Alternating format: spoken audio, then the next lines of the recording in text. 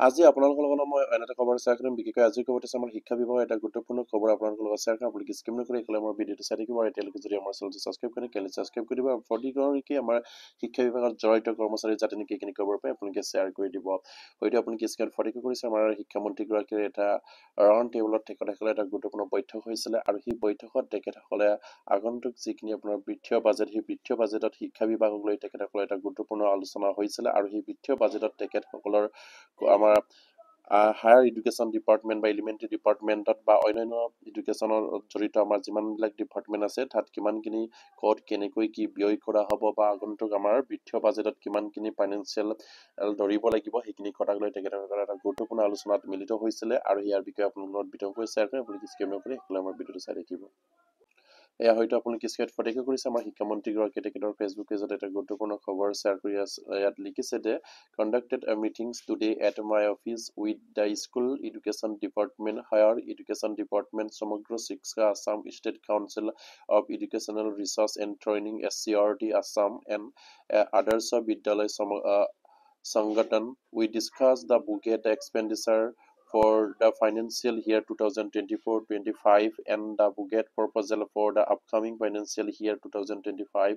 and 26 নিশ্চয় আপুনি স্ক্ৰীনত photo কৰিছে এটা গুৰুত্বপূৰ্ণ খবৰ যিহেতু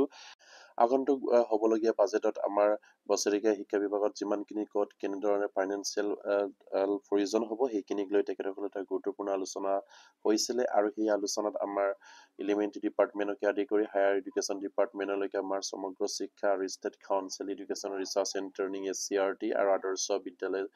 সংগঠনবিলাকত ক'ত কিমানকৈ থকা প্ৰয়োজন হ'ব সেইখিনি এক্সপেণ্ডিচাৰকে আদি কৰি আপোনাৰ আপকামিং যিখিনি আপোনাৰ বা ফাইনেন্সিয়েল ইয়াৰ 2025 and 26ৰ কাৰণে কিমানখিনি ফাইনেন্সিয়েল প্ৰয়োজন হ'ব সেইখিনি কথাক লৈ আমাৰ শিক্ষামন্ত্ৰীগৰাকীয়ে এটা গুৰুত্বপূৰ্ণ বৈঠক হৈছিলে বুলি ইয়াত উল্লেখ কৰিছে খুবেই এটা গুৰুত্বপূৰ্ণ বিষয় যিহেতু আগন্তুক বাজেট আহি আছে ফেব্ৰুৱাৰী আপোনাৰ 17 ফেব্ৰুৱাৰীৰ পৰা